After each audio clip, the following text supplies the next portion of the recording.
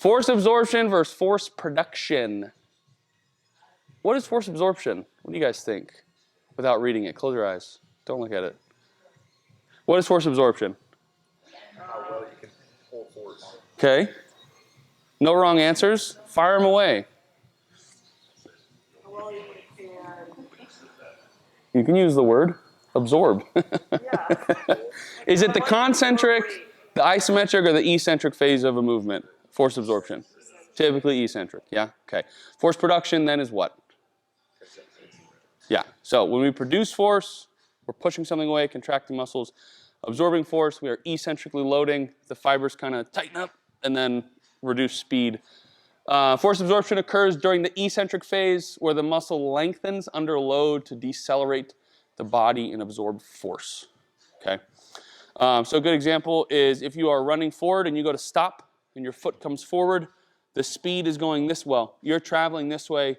Your quad is shortening this way, decelerating you. Okay. So we're trying to absorb force. If I go to jump, there's the amortization phase where the muscle does the stretch shortening cycle, where you go to here and then here. There's somewhere in the middle where I go to turn around, where there's like an elastic band effect, okay? That's just stored energy, but you can also just produce force by producing force. So if I sat down and one of you walked up and I wanted to kick you in the shin, there's really no amortization phase or stretch shortening. I'm just contracting the muscle and seeing how far I get, if I can kick you or not, if you're close enough or not. Hopefully you are. So force production occurs during the concentric, shortens, generate force, allowing the body to overcome resistance and move upwards. For our older population, why do you think both of these are important? Anyone can answer, no wrong answers. They can prevent themselves from falling by Yep. absorbing the force, but then also if they do fall, they can produce the force to get back up. Yes, so that's a great answer. Amelia the Mayor is a genius, just remember that. So someone goes to fall and they step. If they are falling, I have to do what to stop myself first? My body is a mass, yes. It now has some acceleration towards gravity, yes. I have to absorb the force. And then when I'm done absorbing the force, now I'm in this weird position. What do I have to do to get out of this? Produce force, okay? So in our older population specifically, if they don't have the requisite strength to produce force, they probably don't have the requisite strength to absorb the force. Can you produce more force or resist more force, absorb more force? Is your eccentric phase stronger or your concentric phase stronger? Does anyone know the answer? I'm going to guess eccentric. Yeah, it's I think anywhere from like 30 to 45% more load you can absorb in an eccentric phase than you can a concentric phase. So if I have someone, 75-year-old comes in who does not have the concentric strength to do a lunge, backwards even, not even forwards, do you think that they have the eccentric strength to hold themselves up? Or if they fall, can they stop themselves? They don't have the concentric strength. Maybe they have the eccentric strength. And if they don't have the eccentric strength, do they have the concentric strength? No. No. Because your eccentric's so much stronger, I can, if I can't get them to lower themselves down with their own leg, am I concerned that they can't push themselves off the ground? Because they can't manage their own body weight at that point. So eccentrics are great to work, especially in the older populations. It can cause a little more soreness. You kind of have to work up to it. But I can load the eccentrics a little bit more. I can add more mechanical tension to the system. We can make them stronger, muscles bigger. Every 75-year-old wants to be jacked, right? Thank you. Thanks, buddy. Okay. Absorption first, production. Absorption, the muscle action, muscles lengthen. Eccentric contraction to decelerate movement. Production, muscles shorten. Concentric action to generate acceleration movement. Joint mechanics, when we are doing force absorption, there is external rotation of a joint to increase joint stability and prepare for force deceleration. Internal rotation of the femur and tibia to generate force and drive movement. The easiest way to think about this is anyone throwing a punch into a bag, a brother, whoever, hopefully not a loved one. Unless they're family, then go right ahead. Don't. But if you threw a punch, would you throw a punch like this? Why not? I mean, if you're in Kung Fu, Why not? Absolutely not.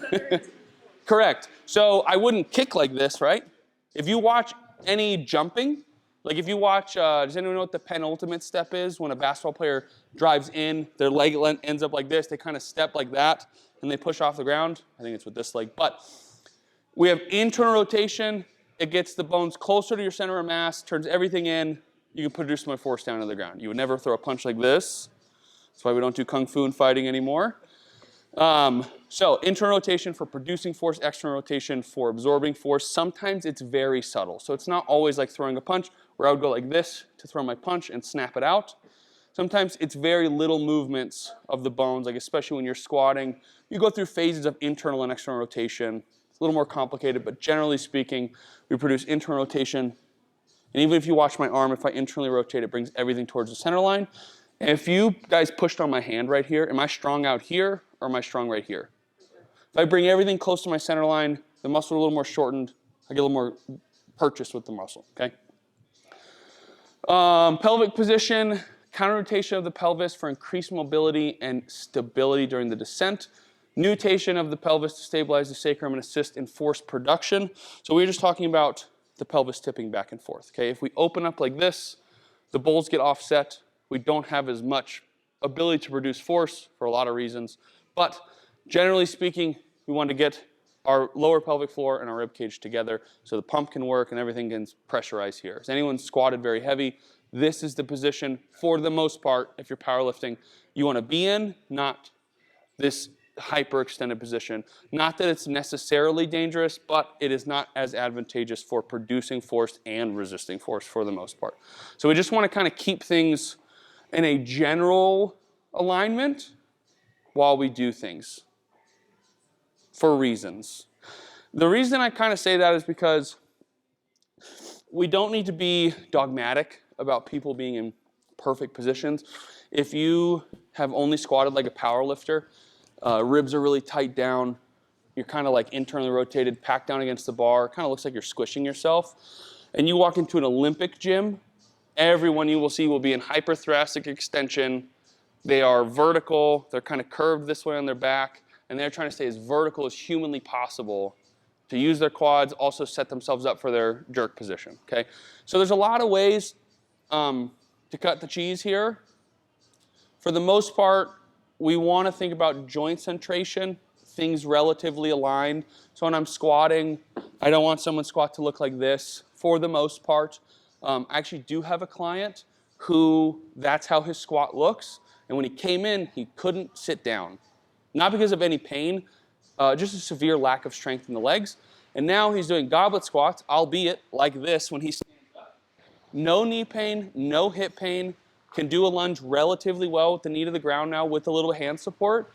But he is also doing 40-pound goblet squats to this bench. When he came in, it was 2 hands on, and then 1 hand on and 1 hand on my hand pulling him back up. So do we have to have perfect joint centration? No. We just need clients and some people to move the best way they can move and just help them through that. Maybe we can clean it up along the way. Maybe we can get a little bit more like fundamental textbook looking movements. That's great, and that's what I am working on with him. But I can't just try to slice that one out immediately and make him do it because we're working at a lot of deficits. He's got a lot of his own things he's working on, but I could have stifled his growth by forcing him to squat a certain way rather than making him feel really strong and going from not being able to squat to a 5-pound squat within like the first month and then 10 pound, 15 pound, 20 pounds. So he moved up relatively quickly, super confident. He comes 3 times a week very consistently. So we want people to feel good in their shoes, not leave here and be like, man, I suck, my body sucks, everything sucks, life sucks. Bad things. So everybody stand up. Just make this really easy. My water. I don't really care the style of jump that you're gonna do, but you're gonna jump. And so to me, it doesn't matter if you're like gonna go with a counter movement jump, which means you're going to drop down and then go up. So you're countering the movement to get more load. I don't care if it's hands on hips and it's a traditional squat jump, which is where you load and then just jump. But I just want you to jump however you want and then land just once. Whoa, we got tuck jump to like little baby barely got off the floor. She's like, I lift weights. I actually can't jump. Well, you didn't show me. Well, you let's could. see it then. So, huh? yeah. Okay, cool. Self-analyze. So self-analyze. So everybody jumped, and if you need to do this multiple times, I didn't prep you on purpose, but when you went up, what do you feel was happening with your body? Where did your knees go? Where did your hips go? Where did your torso go? Just describe it. Up. Cool. I like that. Hips kind of went back, I would say, midair. Hips went back midair. Yeah, so I could, So you went up, and then your hips went back. not with that kind of jerking motion, but like brace myself for landing. On the way down. Yeah, on the way down. Cool. Cool, cool, cool. So not up in midair. Yeah, you're So that would be a really cool party trick. Cool. Yeah. Yeah. I think my On the hips decline. went forward a little bit when I was in there. Sweet. And they go back. Okay, so now we analyze the flight part. Jake has a really phenomenal, his hips go back, never seen before. But gets everybody flat else in jumped midair. normal, which is cool. It's because he's into calisthenics. Yeah. They're always weird. We Yeah. gotta drop this. Yeah. Hey, we had a guy do a one-handed handstand in here. We did. Oh, He, is it that really tall guy? No. no, it was wild. Yeah, and then he was like showing like his like human flagpole. Yeah. I'm working on that one too. There was Yeah. this one guy. But then he deadlifted 355 pounds. We got him to hit a PR, and he's your size. Yeah, he PR'd. He PR'd 3 times. We just kept being like, go up, dude, we got We it. changed his entire form. I was like, Yeah, that's okay, true. we're gonna get off track. That was really fun though. So when you did the actual part where you were loading up the body, where did you feel like the ankles went, the knees went, the hips went? Did they go in? Did they go out?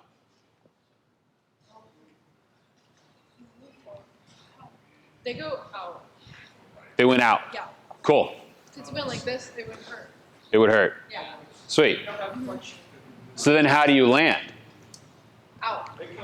So it's always out. So like everything is just perfectly symmetrical, just really rigid. Not when you're up in air, they're straight. Yeah, okay, cool. So now here's what we're gonna do. Everybody drop down into a fairly deep squat position, all right? Too deep. Hands on hips, hands on hips. Now, I want you to try and stand up. Push against me, stand up. Where'd you feel your knees and stuff go? Ready, go. Drop down. Cool, drop down. This spot too long now. You can hold it. I think they want to go in, Uh-huh. Yeah. but I You already want know all this. the stability. This is not good for you. So this is why I'm stopping us and having us test some things, because he just gave you 2 amazing slides and talked to everybody and you guys all took notes. This is not a knock on you. This is just a hard concept.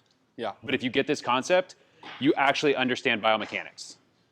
So when you are in force production, when you are coming out of the hole, the only way that we get out of the hole is to have internal rotation. So we have the foot does a slight collapse, the tibia internally rotates, the femur internally rotates, because this joint is collapsing down tighter. If we're here, it's open, right? It's externally rotated. If it's here, it's internally rotated. Does that make sense? If we have, if we're just going here and going out, we can't put a lot of force into the ground. Because you want to kind of open up, your body needs to be able to resist or to like do the opposite. Correct. It's the same thing if you like watch somebody squat really heavy and their knees go like that. Go in. Yes. Yes. If you watch Ethan squat 400 pounds, his knees go like this. Yes. It's not. It's normal. So we demonize it within the squat, within the deadlift, because they are very rigid, black and white, and we can put frames on them. But we don't demonize it when you're in a full plant and stick, right? But the only way I can drive force is internal rotation for this glute and then this quad to let me take off and go.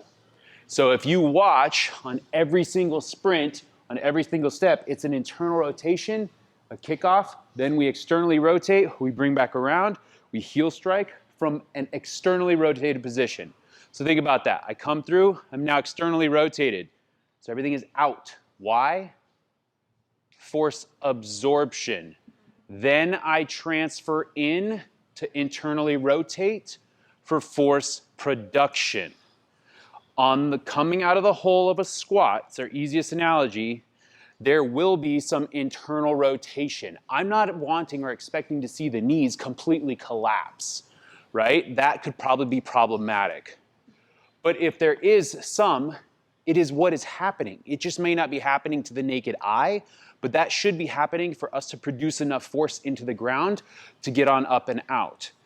When we are landing, when we are dropping down into the squat, we are most stable to absorb that force, that weight. I'm absorbing this force to externally rotate.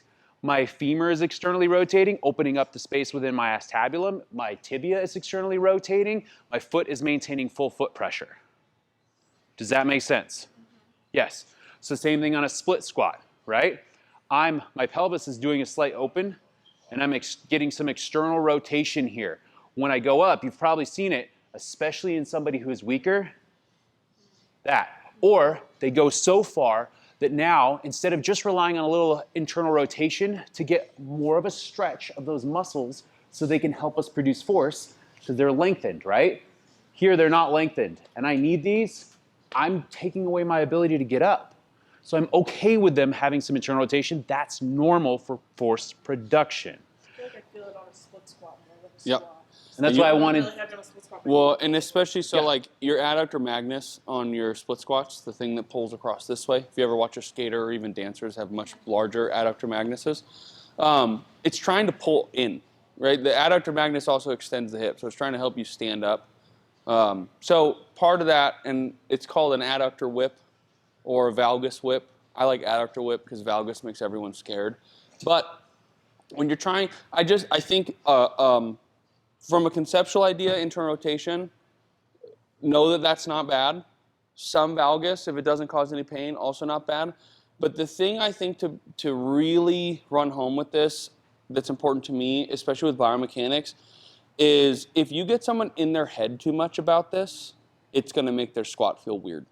Because even like you were saying on your squats, you are actively trying to stop something your brain is trying to do without you you don't know that when you push down, your brain without you knowing is pulling in internal rotation because that muscle's trying to get your femur closer to your pelvis so it can push straight down. So on a squat, I want really good foot pressure. I want really strong back position. I want a good brace. I want a controlled descent, and then I just want you to hammer it home. And whatever happens, happens. If we have a big movement variation, like I've got one leg that snaps in, the other doesn't. I've got a huge hip shift. I've got a big energy leak somewhere. Yeah, we will coach out of that, cue out of that, kind of work through that. If someone's got valgus and every time it triggers pain, we probably want to get out of it. But like this client I have, I wish I could show you guys a video. It's so much knee valgus, his knees hit each other. And he's a very long-legged fella. Zero pain. He's never been in less pain. Is it the most beautiful-looking squat? Absolutely not. But his body is trying to leverage whatever muscle he has in his body.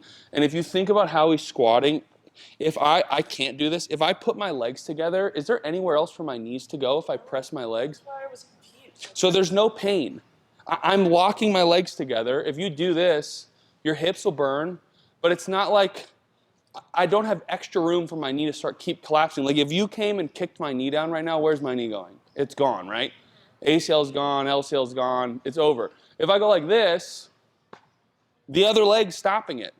So he's doing something. He is doing a movement pattern that gives him enough stability through his hips to keep pushing up. And then he just gets here, drives his hip out, knees open up. So internal rotation, he's trying to produce force. His brain's like, I got to get this somehow. Is it a motor pattern issue? Probably. He has spent the last, I don't know how many years with this problem.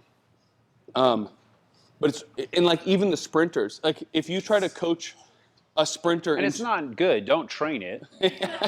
Or do train it. Or do Set train principle, specific adaptation to impose demand. Train as much as you want. See how big your MCL will get. That's true. I'm only going to train my spinal erectors and multifidi after today. See what happens. But my point is like, movement is movement is movement. If it hurts, we probably got an issue. If it doesn't hurt, don't start fires. Don't be like, oh my God, you're gonna die. They're fine. Everything's fine. Yeah. Tone it down a little bit. Let's see if we can clean it up a little. I call it the eye test. Dr. Ben called it the vomit test. If you watch someone squat or do something and you're like, oh my God, what is happening right now? Maybe we have a conversation. Yeah, yeah, exactly. Yeah. Okay, so any questions about that? I got one more piece to help make that easy to remember. We That can't doesn't even even do it imitate it. justice. It was one of the craziest things I've ever seen. In a cool way. All right, square up. It was wild. Square up. Whatever side you're with. Okay. Now, whatever side you're punching with, I want you to just throw it really slow of how that would normally go. Okay. Is this concentric that you just did or eccentric? You just punched me eccentrically? That's amazing. Concentric. Okay, cool. It's the concentric aspect of a punch, aka a single arm push. Yes? Okay. Did you naturally internally rotate? Unless you're doing kung fu, as we discussed. Yeah, because I don't think I can generate. Think about this. I don't think I can generate very much power by completely externally rotating, unless I'm getting an uppercut. Hear that, Jake? But this is not going to do much. That's the last time I speak of it. So think about it. Concentric punch is doing what? And am I absorbing force or am I producing force? I internally rotated, I threw a punch, concentrically I produced force. If you ever forget, now just think what is happening on this and it will sink back in. Now if you're going to avoid, you usually are pulling back, you're eccentrically loading and you're externally rotating because you're getting ready to absorb force. And apparently you're doing a dance hip shift. Oh yeah, that's a good point. They do that. Did that help? Yeah. Okay, because I don't ever want to see a push-up where you're like, okay, let me drop down and do this. Let me let me use what I need to produce force, but I'm trying to do it from absorbing force. That's a problem. And the reason the split squat where you see this and then they can't get up and they're like this, they're relying on hanging on the joints. So he talked about joint centration. What's the definition for that? Being centralized on the joint. Alignment of joints. This one, this one, this one. Centralized on joints. Alignment. They're aligned. That way I know I'm safe. I'm not wrenching on the joint. If I don't have the musculature, I will default naturally to my force production to get me up because I got to get up. But I don't have the muscles. Well, once a joint runs out of space, it's joint on joint, it's happy. What do you think the mom hip is? I don't want to use the musculature because this baby is heavy and I'm exhausted and I got no sleep. Let me hang on this hip. Prop the baby up on it and not use as much musculature because it's exhausting. So our body will default, if we don't have enough muscle, to still find a way to either produce or absorb force. Does all that concept make sense? Any questions? Does the adductor flicker happen? Flutter? Whip. Whip. Does it happen on the back foot in a split squat also, or a lunge, or not really? It's probably stabilizing. If you're stepping back on a lunge, because you're absorbing force, it's probably trying to keep your femur closer to your pelvis, because that's what the adductor does. It extends and internally rotates, so in AD ducts. So it's trying to pull in and stabilize. So there's probably some eccentric loading on the back foot if you put weight on it. But even on the front foot, as I step down, because it does this, it's always trying to grab on and hold on from here to here, like my groin to my knee is trying to keep it here. Where the abductors are, like it's working on both sides to stabilize on the way down. And then as I push up, if I'm too far out, it can help me pull back in and step through. The back leg on a lunge, what you'll usually see more often than not, you'll be like, you look and you see like, this side looks good. And then you see somebody go to the other side and then you'll see this. I'm exaggerating it, but you'll see that a lot. Sometimes you'll see it on both sides, but almost always, again, there's not an ever, but almost always, it's lack of ability to actually extend the hip. So they lack hip extension. So because that, they can't get their knee technically behind their butt. And now I'm asking them to get that knee behind their butt, and they're like, I don't want to. So let me externally rotate because I don't have hip extension. And then it opens the pelvis. So they don't have to do the extension anymore. They just turn the pelvis open and pull the leg out to the side. Yeah, and so usually you'll see that with somebody who has, typically, like if you look at somebody, you're like, wait, they have no butt. Like, literally they have no ass. Like they sit in a chair, how do they not just like Sad. fall out? Very sad. Like, what is wrong? Like, this is concerning. Like, we need an ass program. But basically, like, It's an important muscle. it is. It's a vanity muscle, but it's a very important muscle. Yeah, Does that's a like, lot. you guys all have insurance, right? Yeah. Right? Y'all have like car insurance or something? Yeah, I was about to say. Yeah, every human needs insurance, right? I got too old for that shit. AAA, you've all heard of AAA? AAA insurance, yeah, abs, arms, and ass. That's all you need to train. Yep. So, bad dad joke all day. Right. But the guy I first worked for, all his programs were just like ridiculous boot camp style. And he's like, we're doing a AAA like insurance policy plan. And he marketed abs, arms, and ass. And it like sold like crazy. It was trash, but it sold like crazy. That's the plan we write. A lot of muscle groups. That's the plan we write for Mike. Mike only wants abs, arms, and ass, right, Mike? Thanks, buddy. That's right. There we go. Yeah. That's what I'm talking about. Yes. But usually, like, if they don't have that, they have a very flat back. So they're kind of in this posterior tilt, or they're just like almost shifted backwards and they're in a completely flat lordosis type, no longer lordosis type of position that they can get to. And so because of that, they can't get their leg behind their back. So we have to like work on hip extension for the back leg. Does that answer? I know you're talking more on the whip aspect, but No, that makes sense. Yeah. Yeah, and none of these movement patterns are wrong. Wrong is also a moral statement. Good and bad, wrong, right? So just remember that. Morals don't apply to movement patterns. So if you work with someone, you have them come in, don't make them feel morally wrong for the way they move. Just look at the way they move and be like, hey, great, good starting point. I notice, because you guys will be more educated, you're missing, well, this is in your head, you won't say that to them. I'm noticing they're missing some hip extension. Awesome. I can see that that's how they're compensating, external rotation of the or of the femur and opening the pelvis up. So what are you going to work on? You're just going to work on hip extension and see if you can't clean it up a little bit. But you keep that verbiage even away from them. You just say, great, I know what we're going to work on. We're going to make your butt really strong. It's going to look better. You're going to love it. And I think you're going to move a little bit better. And you just move it forward from there. So just notice how someone moves. Ask how they're feeling. If they feel great, great. If you feel like you could add something beneficial to their life, their movement pattern, whatever, do that. But don't just try to clean shit up because you're like, that's not technically perfect. Because you're dumb if you do that. Please don't do that. For the love of God. Make people feel better, not worse, about how their body moves. Everyone already hates their body. Breathing. I think this is Joseph's favorite thing. But inhalation, exhalation, a lot of pelvic floor information you can find. Pelvic floor is down here. It's also up here where your diaphragm. Things move up and down. Inhalation aids in core stabilizing. Diaphragm descents. Exhalation, diaphragm comes up, stabilizes. It's like if you've ever braced, you breathe in, then you try to breathe out with a closed mouth. Tightens everything down.